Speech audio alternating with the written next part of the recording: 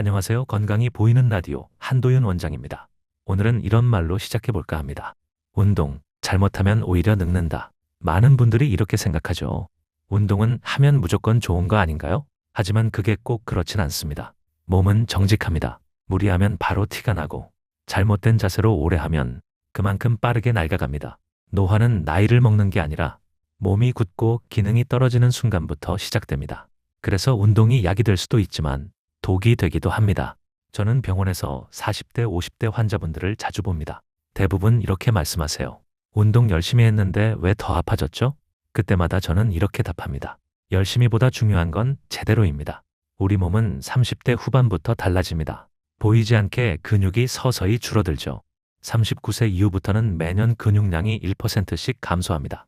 근육이 1% 줄면 근력은 4에서 6%까지 떨어집니다.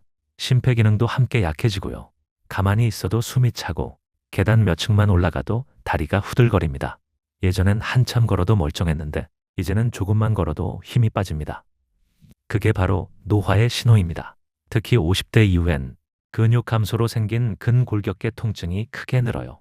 목, 어깨, 허리, 무릎 이 네 부위가 거의 동시에 무너집니다. 이유는 간단합니다. 근육이 관절을 보호해주지 못하기 때문이에요. 결국 몸의 중심이 무너지면 통증이 꼬리를 물고 따라옵니다. 그래서 저는 이렇게 말합니다. 운동은 약, 하지만 과하면 독. 노화의 핵심은 근육의 소멸입니다. 근육이 줄면 몸의 대사 속도도 떨어집니다. 그러면 지방이 쌓이고 혈당이 오르고 혈압과 콜레스테롤이 함께 올라갑니다. 한마디로 운동 부족은 노화의 가속 페달이에요. 하지만 반대로 운동을 잘못해도 결과는 같습니다.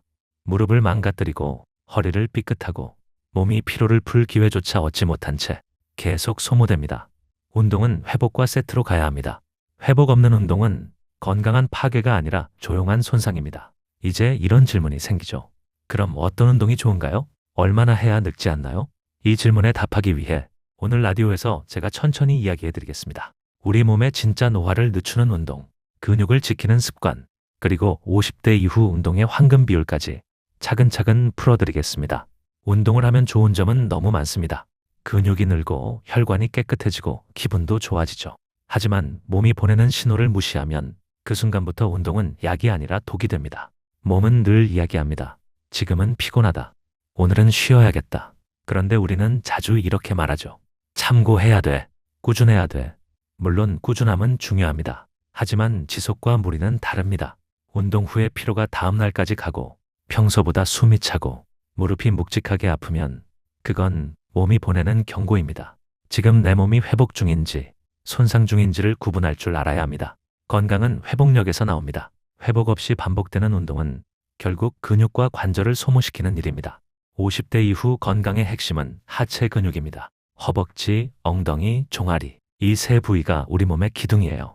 하체 근육은 상체보다 3배 빠르게 줄어듭니다. 걷는 것도 계단 오르는 것도 힘들어진 이유가 바로 그것이죠.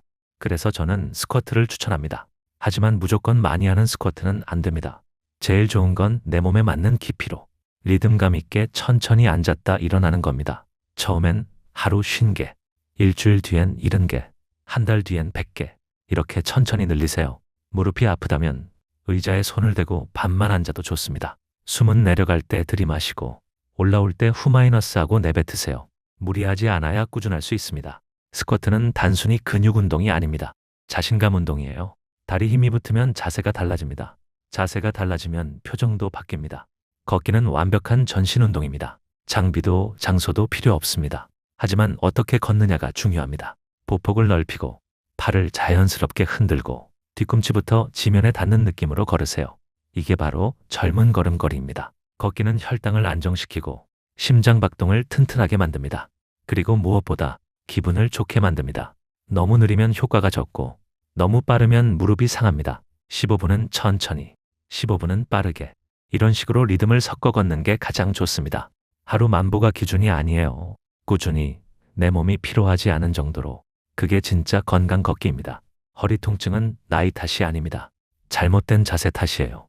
허리를 펴려고 무리하게 젖히는 스트레칭, 바닥에 두두둑 눌러주는 동작, 너무 깊은 윗몸 일으키기 이런 것들이 허리 건강을 망칩니다. 허리는 부드럽게 리듬감 있게 움직여야 합니다. 앉았다 일어났다 가볍게 구부렸다 폈다 숨을 들이쉬고 내쉬면서 이 작은 움직임이 척추를 지켜줍니다. 몸은 강화보다 균형을 원합니다. 허리가 뻣뻣하면 목과 어깨가 대신 긴장합니다. 결국 통증이 위로 올라옵니다. 유연성은 나이를 이길 수 있는 유일한 무기입니다. 하루 10분, 허리와 골반을 부드럽게 움직여주세요. 운동보다 더 중요한 건 회복입니다. 회복이 있어야 근육이 자랍니다. 잠이 부족하면 운동은 독이 됩니다. 밤에는 6시간 이상 숙면을 취하세요. 몸이 회복할 시간을 주세요. 또 하나, 수분입니다. 우리 근육과 관절엔 물이 필요합니다. 수분이 줄면 몸이 마찰로 망가집니다. 운동 전후엔 반드시 물 한 잔, 하루 종일 천천히 여러 번. 그리고 너무 중요한 한 가지, 내 몸을 믿어야 합니다. 몸이 보내는 신호를 듣고 쉬어야 할 땐 쉬고 할 수 있을 때 최선을 다하세요. 꾸준함이 이깁니다. 무리한 사람보다 쉬어가는 사람이 오래갑니다.